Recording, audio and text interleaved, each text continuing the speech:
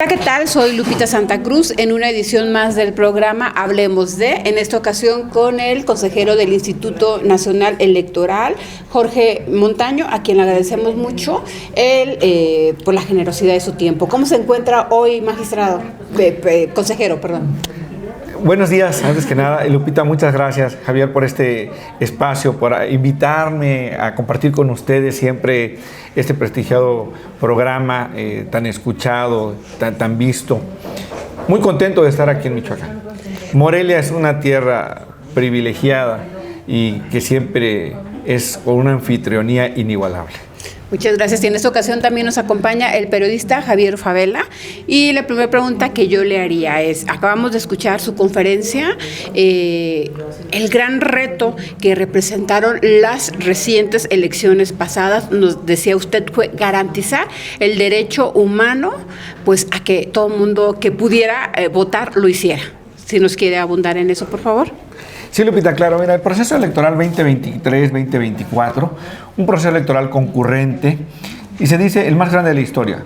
Y como lo mencioné, por supuesto que cada proceso va a ser el más grande de la historia. La geografía electoral se mueve y por supuesto que también la lista nominal crece porque la población pues también va creciendo.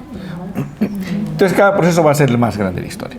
Este que concluimos el mes pasado, el proceso electoral federal concurrente 2023-2024, el Instituto Nacional Electoral buscó eso, garantizar que todas y todos los mexicanos de país, o sea, que residen en México y que están en el extranjero, tuvieran ese lugar para emitir su sufragio. Esto es, que tuvieran garantizado su derecho a votar en México y en el extranjero. Eso es lo que se trabajó incansablemente y se hizo una planificación estratégica muy puntual precisamente para poder lograrlo. En el extranjero hubo 24 consulados que se instalaron en Estados Unidos, Canadá, España, Francia, para que fueran de manera directa, de manera presencial, a emitir su sufragio. Y también había el voto postal, porque ¿qué pasa con los demás países? ¿Qué pasa con el otro lado del mundo, donde los consulados no se instalaron mesas receptoras de votos? Hubo el voto postal. Y nos hicieron llegar por la preferencia electoral que cada quien tenía, por la cual se había decantado, de acuerdo a lo que veía de las ofertas políticas que hacían quienes estaban participando en esta aspiración presidencial. Porque a esas es la que me refiero en este momento, ¿no? Por supuesto que también estaban las senadurías y las diputaciones federales, pero ese voto en el extranjero era precisamente para la elección presidencial, esa participación fuera de México. Y por supuesto que en México, ¿qué más podemos decir? Instalar más de 170,000 casillas para que pudieran ir a emitir su voto, su sufragio, cada una de las mexicanas y los mexicanos. También garantizarles a quienes por alguna situación no podían ir directamente a la casilla a emitir su voto. Este voto iba personal del INE debidamente capacitado y con todo un protocolo para tener garantizada la secrecía del voto al domicilio de la persona para que emitiera su sufragio. Este era el voto anticipado. ¿Personal del INE enfrentó situaciones de violencia? Sí hubo situaciones que lamentar, y lo digo tanto de actores políticos como por supuesto también de personas ajenas incluso a la participación de las campañas políticas que se estaban realizando en ese momento. Sí hubo hechos lamentables de cual muy puntualmente dieron cuenta los medios de comunicación, así como ustedes, que lo que hacen es informar de manera detallada a la ciudadanía. Hubo situaciones hacia el personal del INE que se encontraba llevando a cabo labores de fiscalización. Bueno, situaciones que nosotros reprobamos en todo momento porque no llevan a cabo más que un trabajo, una encomienda. Y bueno, al seno del Consejo General nosotros tomamos las decisiones y las vamos nosotros distribuyendo a cada una de las juntas distritales que hay en el país, que son 300, y bueno, también al personal operativo. Ellos lo que hacen es llevan a cabo, ejecutan, materializan, aterrizan lo que son las decisiones que se toman al seno del Consejo General. Yo le preguntaría, no solamente ser consejero, sino ser empleado del INE, ¿es actualmente una profesión de alto riesgo? No, es un privilegio. Yo digo cuántos mexicanas y mexicanos somos y cuántos tenemos la oportunidad de hoy estar en este órgano electoral, en este colegiado que se encarga de organizar las elecciones en nuestro país. No, por supuesto que no. Es de un gran riesgo para tu salud, quizás sí, porque son muchas horas las que hay que invertir en ello, en un proceso electoral. La propia ley lo señala que todas las horas y todos los días son hábiles. Sí, hay que tener una gran condición nada más, pero como un tema de riesgo, no. Como cualquier actividad conlleva un riesgo, pues, pero no que sea de alto riesgo, no, de ninguna manera, ¿no? Y lo conlleva el hecho de uno de transitar como lo hacemos de manera cotidiana, tanto en las calles, ¿no? de nuestro país. Lo digo que pues cualquier situación puede suceder, pero como profesión, como tal, la actividad no es de alto riesgo, no, de ninguna manera. Sobre el tema de la elección de juzgadores, ministros, magistrados, jueces, bueno, en el ámbito federal, la competencia del INE.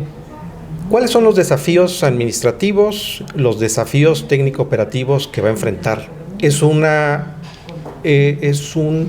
desafío monumental, ¿no?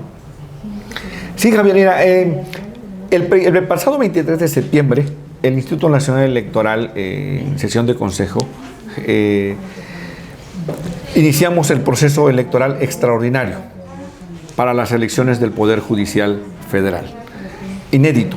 Por primera vez se va a llevar a cabo este proceso electivo en nuestro país. El INE organiza elecciones.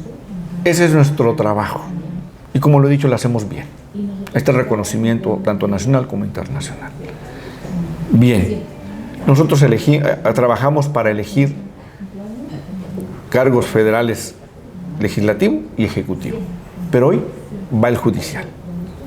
Bien. ¿Qué es un desafío? Claro. Es algo totalmente nuevo, distinto. La geografía electoral es distinta a la geografía judicial. Tenemos que armonizar nosotros para buscar que la votación sea de todas las mexicanas y mexicanos que participaron en el proceso electoral último que tuvimos, el que hablamos, el último proceso electoral federal concurrente. Bien, para ello hay que hacer un trabajo monumental, sí, efectivamente, es un reto, pero no es algo que el INE no pueda hacer, porque es lo cual nosotros realizamos de manera cotidiana. La cartografía electoral se actualiza todos los días, esa no se detiene, y esa la realiza a través de la Dirección Ejecutiva del Registro Federal de Electores, y es también la que mantiene el padrón electoral, lista nominal y, por supuesto, la emisión de las credenciales de elector, o las famosas credenciales para votar, que son credenciales de elector. Bien, retos administrativos, ahí no lo veo como un reto administrativo en cuanto a costos, porque la propia reforma señala que se nos tendrá que proporcionar el recurso para llevar a cabo ese proceso electivo. Entonces, no nos dan el dinero, ¿con qué lo hacemos, no? Entonces, ¿hay estimaciones presupuestales? Bien. Y ya hay ahorita eso. ¿Tenemos un gasto ordinario para el próximo año? Sí. Tenemos que entregarlo en próximos días, esa presupuestación, y también ya tendría que darse una estimación sobre este proceso para llevar a cabo la elección de ministros, jueces y magistrados del Poder Judicial de la Federación. Pero bueno, como todavía esos datos no los tenemos, Javier, ¿qué quiero decirte? Si bien el Senado ya tiene un número que ya le proporcionó el Consejo de la Judicatura en cuanto a las vacantes, que se habla de un número alrededor de 850, más o menos. 880. Sí, bueno, digamos ya y también necesitamos saber cuántas casillas se quieren instalar. Entonces, de eso deviene ya la presupuestación, porque ya hay un número, pero también esa parte ahorita, como estamos en una pausa, así le hemos llamado, pero más que pausa es un respeto a la legalidad, porque hay recursos interpuestos y los cuales nosotros debemos de observar y respetar. Son los recursos de amparo. 80, alrededor de 80 hay interpuestos en Instituto Nacional Electoral. Son los que hemos sido notificados. Y debemos ser respetuosos nosotros de ello. Nosotros ¿Todos son de suspensiones? somos de localidad. Hay suspensiones concedidas, negadas y de plano. Entre estos 80. Bien. El reto administrativo, insisto, no lo veo. Nos tendrán que dar el recurso, así está establecido en la propia reforma. El otro reto, sí, por supuesto, para nosotros y para todo el personal, es el organizar este magno proceso, ¿sí? ¿Y cómo lo vamos a organizar? Pero no es nada que no se pueda hacer, porque finalmente es un proceso electivo, ya no le digamos ni proceso electoral, es un proceso electivo, ¿no? Lo que antes se designaba, hoy se va a elegir. Eso es. Eso es lo que tenemos nosotros en línea. El reto administrativo, el recurso lo tienen que dar, porque si no, ¿cómo lo hacemos? Y en cuanto al otro reto, el INE está preparado para lo que sigue, para lo que viene, sí. Todos los días trabajamos en ello. No hay que olvidar que si bien es cierto, las elecciones presidenciales son cada 6 años, tenemos las intermedias de 3 años, las federales, pero también nosotros coadyuvamos cada año, porque cada año hay elecciones en nuestro país, ya sean municipales o estatales. La mañana de este viernes, la presidenta Sheinbaum anunció que no va a eliminar, no va a bajar, no va a borrar el decreto publicado de la reforma judicial, que incluso reaccionaría con alguna impugnación ante el Consejo de la Judicatura dirigida a la jueza que emitió la suspensión. ¿El INE caminaría en una ruta similar o están en una fase de valoración? No, nosotros lo que hemos hecho en este momento es estar precisamente, esperar el resultado de esos amparos. Eso es lo que estamos haciendo, siendo respetuosos de la legalidad. Entonces, esperar nosotros ese resultado.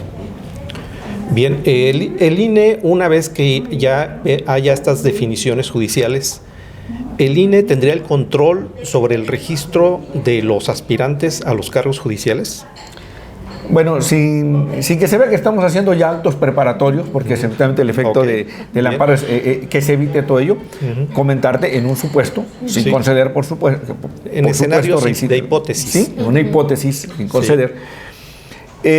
Nosotros llevaríamos a cabo únicamente el proceso electivo. El número de vacantes, no, pero en base al número de vacantes sabremos qué tenemos que instalar, qué número de casillas a instalar, y en base a eso también cuántas y cuántos funcionarios vamos a necesitar en las mesas receptoras de votos, cuánto personal va a participar para la capacitación, ¿sí? Porque también de ahí va a haber, por supuesto, participación de observancia electoral. Es un proceso electivo. Entonces, todas las figuras que participan o han participado en las otras procesos electorales van a estar en esta.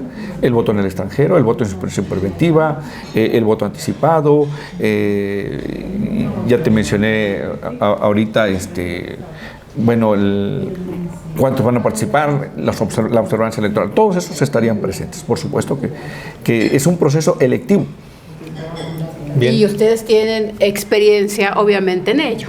Por eso dice que están listos y preparados. Sí, insisto, es lo que hacemos, claro. y lo hacemos bien. Se avanzó ahora, sobre todo en la votación de las y los mexicanos en el extranjero. El año pasado, que se llevaron a cabo las elecciones de Estado de México y de Coahuila, fue en 7 consulados. Y ahora exponencialmente crecimos. ¿Qué sigue para lo próximo? Esperemos que a lo mejor podamos instalar otros consulados donde haya mucha presencia de mexicanas y mexicanos. No sabemos si en Sudamérica, no sabemos a lo mejor si en Asia. Pero bueno, ¿qué es? Por eso cada proceso electoral es distinto y cada proceso crece. Es un reto, exacto, aprendiendo de las experiencias, ¿no? De acuerdo con lo que ya está publicado, con la reforma judicial aprobada, ¿cómo visualiza usted que van a ser las campañas electorales para elegir juzgadores en México? Bien, ya que podamos, estemos en condiciones nosotros de retomar estos trabajos, pues se tendrían que ver también la participación en medios de comunicación, porque eso también es parte de un proceso Son electoral. Entrevistas, foros, spots de radio y televisión, básicamente, ¿no? Exacto, Javier. Recuerda que tenemos espacios en radio y televisión gratuitos. Hay debates. Entonces tenemos que ver cómo va a ser la participación en radio y televisión, si se va a dar y cómo se va a dar. porque también hay cosas que no vamos a poder llevar a cabo. Por ejemplo, no va a haber precampañas. Y estamos hablando hoy aquí, y que quede claro, ¿no? Una hipótesis. No estamos hablando de actos ya que estamos realizando encaminados al proceso electivo. De ninguna manera. Somos respetuosos nosotros de los recursos que se encuentran ahorita en estudio. En este momento solo estamos analizando lo que ya fue aprobado y que está en suspenso. Sí, porque exacto, hay una comisión que se creó el 23 de septiembre que inicia este proceso, una comisión para seguimiento a este proceso electoral del Poder Judicial, y la comisión se creó, no se ha instalado. Precisamente por respeto a estos recursos, todo, por supuesto. Obviamente. Entonces, a ver, en este proceso electivo no habría precampañas.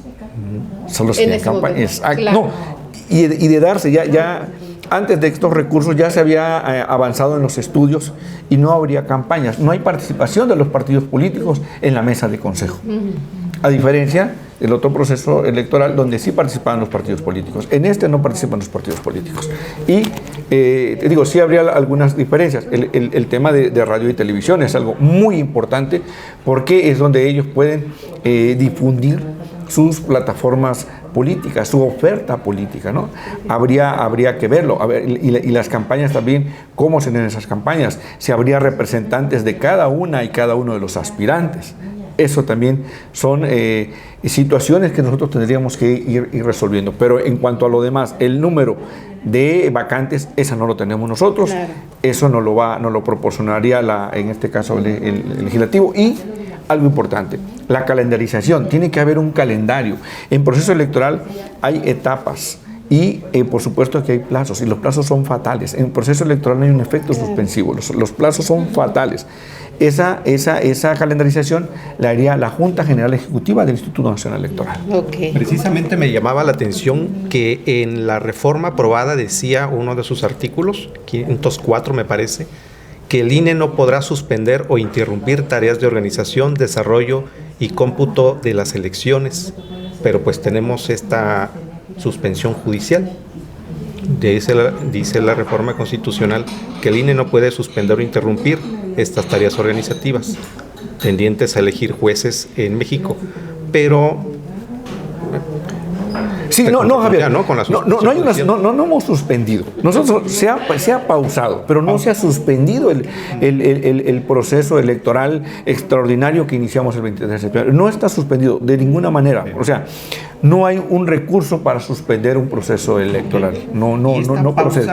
Es una pausa por los recursos de amparo que han ido y que bueno, hoy nos tienen, porque nosotros solamente lo que vamos a hacer es ejecutar, materializar lo que viene de la reforma, pero nosotros atendemos un mandato del constituyente, un mandato del legislativo. Ellos hacen la reforma no, sus puntos y comas. Sí, la reforma no la hace el INE, y eso también me gustaría que quede claro, que la ciudadanía lo sepa. El INE no hace la reforma, el INE organiza elecciones, eso es lo que hacemos. La reforma la realiza el legislativo y por supuesto vincula al órgano que se encarga de hacer una elección, porque ahora este proceso de nombrar a estas autoridades del Poder Judicial va a ser a través de un proceso de elección. ¿Y quién hace la elección? El INE. Si nosotros no acatamos ese mandato, mañana somos sujetos de un juicio. Entonces hay responsabilidades. Entonces, nosotros vamos a hacerlo, pues vamos a hacer todo el estudio para que podamos aterrizarlo de manera correcta, que haya toda la participación de la ciudadanía mexicana en este proceso. Sí, pero la reforma no la hicimos nosotros. La reforma constitucional plantea un calendario con muchos plazos fatales. ¿Esta pausa no los trastoca, estos plazos fatales? Porque eso es lo que ellos están planteando. Los plazos son los que luego nosotros tenemos, que los fija la Junta General Ejecutiva del Instituto Nacional Electoral. Esos son los que nosotros tenemos. ¿Cuándo vamos a sesionar? La comisión o las comisiones que van a participar, cómo participa organización, capacitación, y donde ya se echa a andar toda la maquinaria del Instituto Nacional Electoral. Y si va a haber el voto en el extranjero, hay una comisión temporal de votos de mexicanos en el extranjero, entonces ya se echa a andar este mecanismo.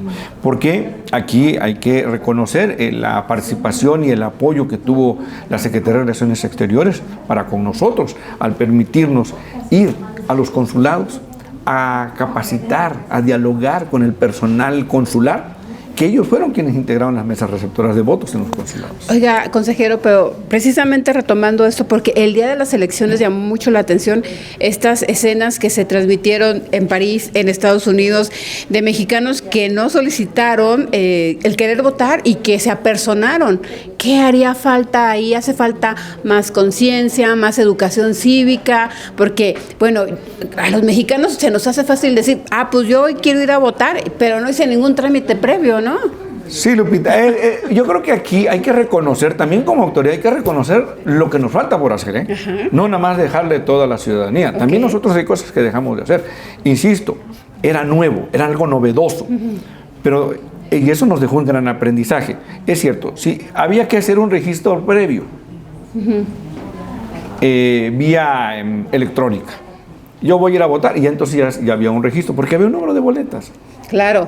Bien, pero luego también nosotros señalamos, el que no se registra lo puede hacer presencial, digo, y no pensamos que hubiese ese gran número de participación.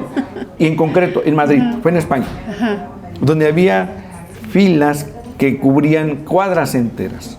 Y hubo muchas mexicanas y mexicanos que se quedaron sin votar. Hubo quienes se registraron y decían, bueno, yo ya me registré y tengo mi voto aquí, ¿eh? Pero hubo quien dijo, bueno, yo no me registré, y la autoridad electoral me dijo, pues si no me registraba, pues yo fuera directo el mero día y que ahí me iban a dar mi boleta.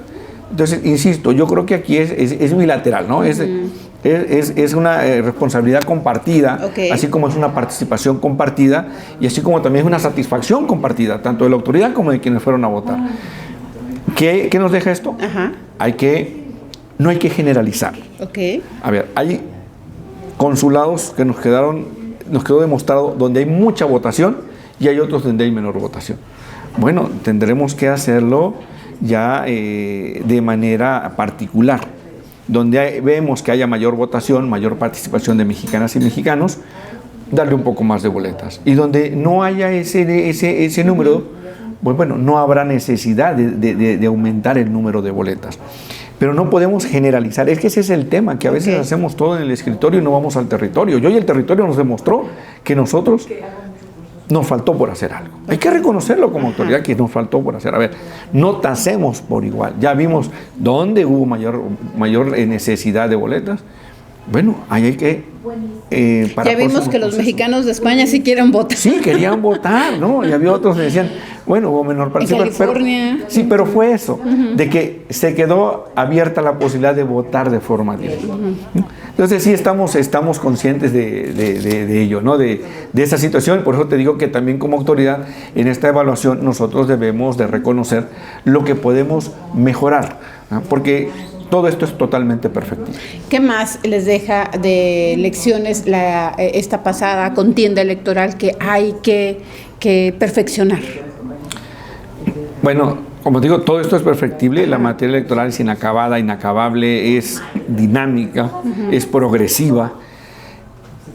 Sobre todo la defensa de los derechos políticos electorales de las mujeres. Todavía siguen dándose hechos lamentables de violencia. Atender los grupos vulnerables, ya se ha hecho, hay acciones afirmativas. Las acciones afirmativas, acá en Michoacán fueron un escándalo, no sé si tenga conocimiento de ello.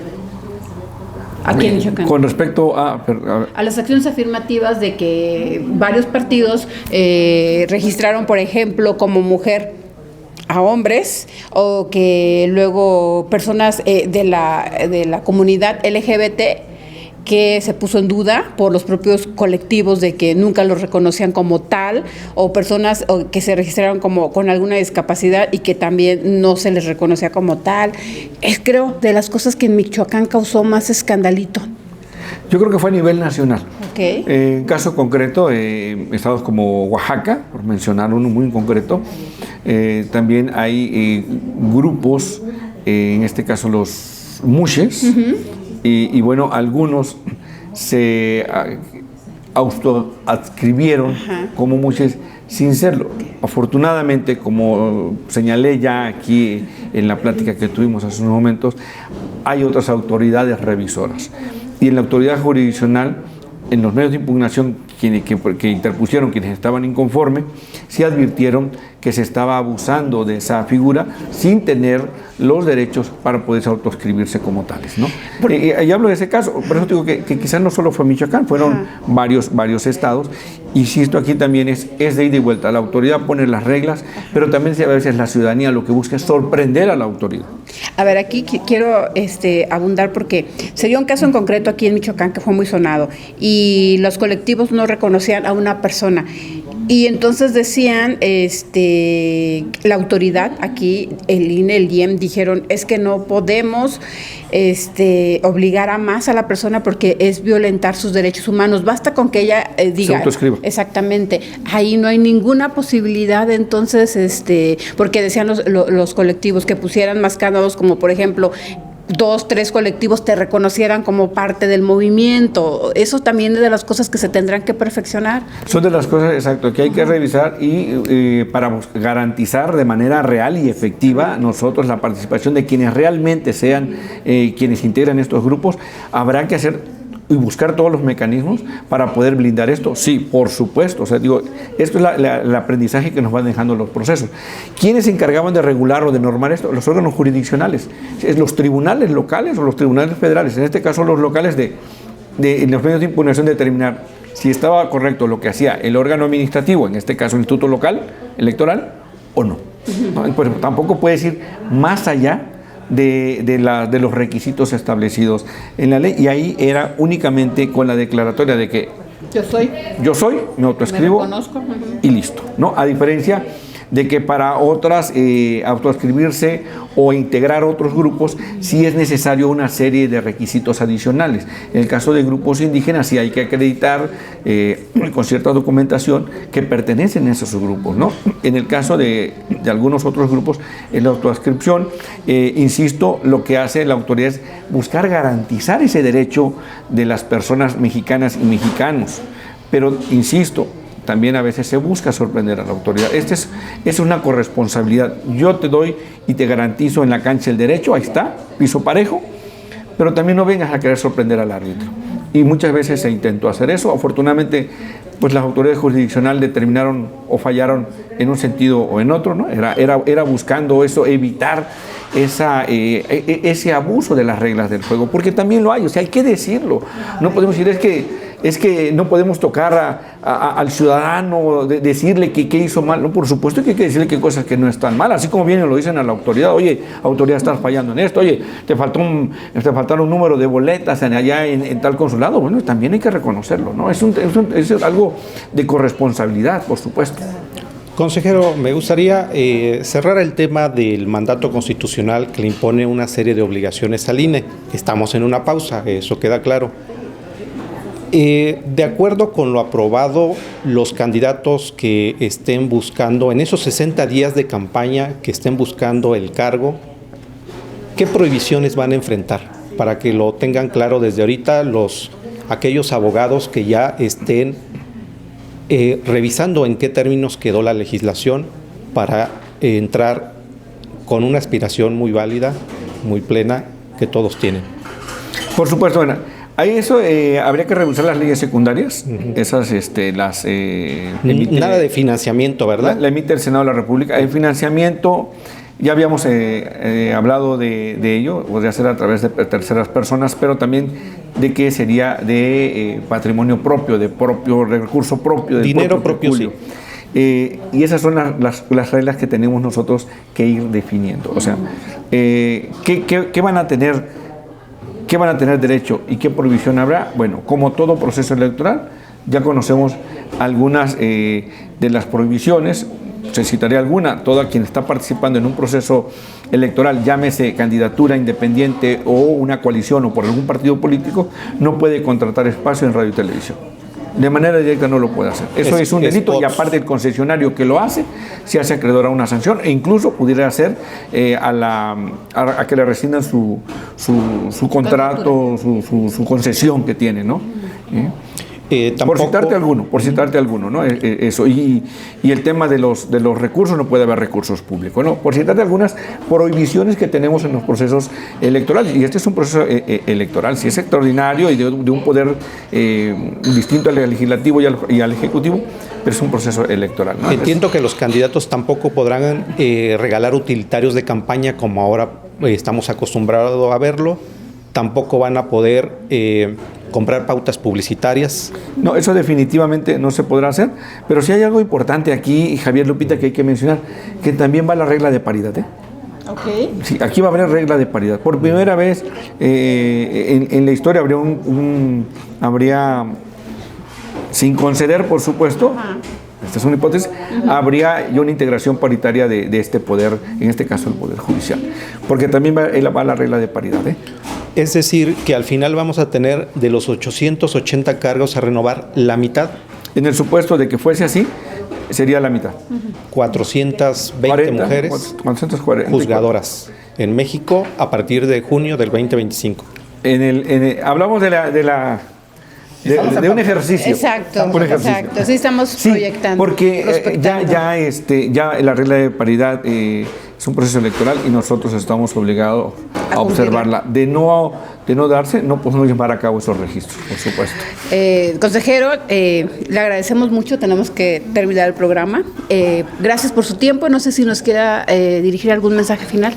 Agradecerles a ustedes el espacio, muchas gracias de poder nosotros dirigirnos a la ciudadanía mexicana con las inquietudes que tienen y ojalá podamos en algo ir despejando en alguna medida las dudas. Sabemos que son muchas y también que sepan, en el Instituto Nacional Electoral estamos haciendo las cosas apegadas a la legalidad, que de darse el continuar con este proceso tengan la seguridad que se va a hacer apegado a la legalidad. Nosotros nada más hacemos elecciones, es lo único que hacemos y lo hacemos bien buscando garantizarles ese derecho a las mexicanas y a los mexicanos que tienen de ir a votar y por supuesto también de participar, porque van a participar mexicanas y mexicanos buscando alguno de estos cargos que se van a elegir, ¿no?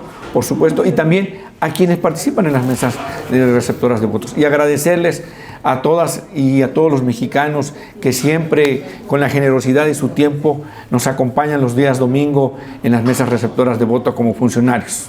Y agradecerle, por supuesto, a los medios de comunicación que siempre dan cobertura muy puntual de las actividades que realizamos. Muchísimas gracias, consejero. Gracias, Javier. Y yo le agradezco muchísimo a usted el favor de su atención. Nos vemos en la próxima.